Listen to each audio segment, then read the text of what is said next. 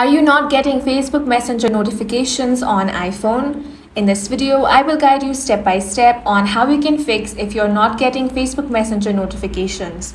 The first thing you want to do is make sure you're using the latest version of the app. To check, you want to head over to App Store. Now tap on the search bar. Here, search Messenger. Now tap on this. If you find the update option here, tap on that and update the application to the latest version. Now the next thing you want to do is launch open the Messenger app.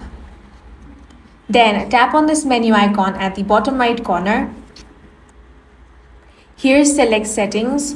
Scroll down and tap on notifications and sound. If notifications is turned off, you want to turn it on. For that, tap on turn on notifications option, which will now directly bring you to settings. Here, toggle on the option of allow notifications.